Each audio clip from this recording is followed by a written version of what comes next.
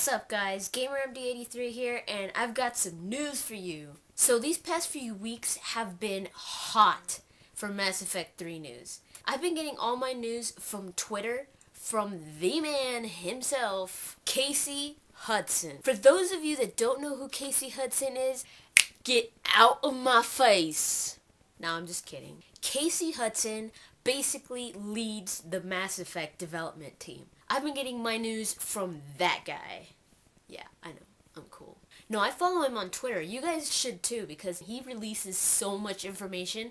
But the cool thing is that it's all spoiler free. If you're one of those people that doesn't want to know anything at all, then I'd say don't read this stuff, or don't even watch this video. If you don't want to know anything about Mass Effect 3, don't watch this video. So one of the biggest things that you guys have probably already heard is that Mass Effect 3 will not be released in holidays of 2011.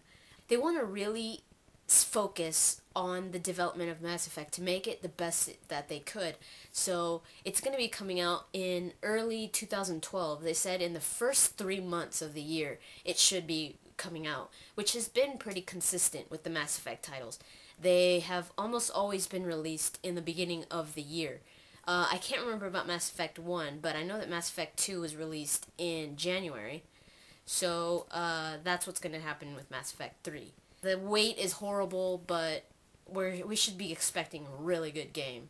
You know how the past few games have really been focused on the recruitment process, especially Mass Effect 2? They have already announced that that's not the case for Mass Effect 3. It's going to be more about the story this time, instead of recruiting people for your cause. Which leads me to, in Mass Effect 2, you had a huge variety of characters to choose from to take with you out in the field. You had 11 to 13 companions in Mass Effect 2. That was a lot, in my opinion. They were all great characters, some less than others, but you could have either 11 if you didn't have the downloadable contents, which were Zaid and Kasumi later on. So it was 11 or 13. But this time, they're actually narrowing it down. They haven't said how many characters you will be able to recruit, but they have narrowed it down a lot. And they said that they did this so that they could focus more on the relationships between the characters and the interactions. So I think that's going to be really, really cool. I don't think it's a big deal that you don't have so many people to choose from for your party, but as long as those relationships are really good and worth playing, I think it's brilliant. I think it's a good idea. So Casey Hudson already confirmed a few characters that are going to be part of your team. He said that most of the main characters from Mass Effect and Mass Effect 2 will be making some kind of appearance in Mass Effect 3. So that's going to be something to look forward to. But the characters that have been confirmed for your party members are Ashley or Kaidan, depending on which one survived in Mass Effect, Garrus, Liara, and Tali. Tali'Zorah Vasnima. I love that name. And the new character, James Vega, who used to be James Sanders, or Saunders, however you say it. Sanders, I think. But they changed it to James Vega. Good guess is he's the sniper on the Mass Effect 3 teaser, so that's got to be James Vega.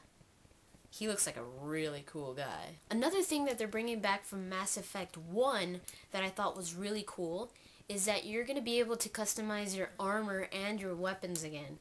But they said that in a more practical way, so that's what Mass Effect 1 was lacking.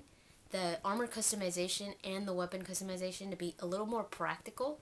I was hoping that they had improved that in Mass Effect 2, but they just completely got rid of it.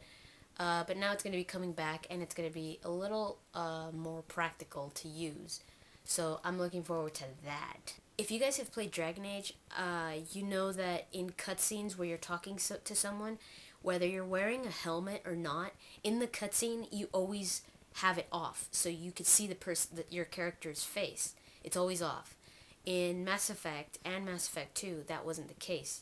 You could always see the helmet that you were wearing, and you couldn't see Shepard's face, and that always bothered me, because I mean, little visors and all that were fine, but if it was covering his face and you couldn't see his reactions when he was talking, that bothered me so much. And they're actually going to be doing what they did in Dragon Age, where in convos, the helmet's going to be off, whether you have it on or not.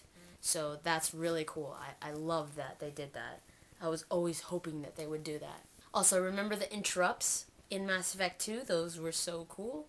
That will be returning in Mass Effect 3, but it's actually improved. If it's improved, it's going to be some juicy, I don't know what I'm going to say.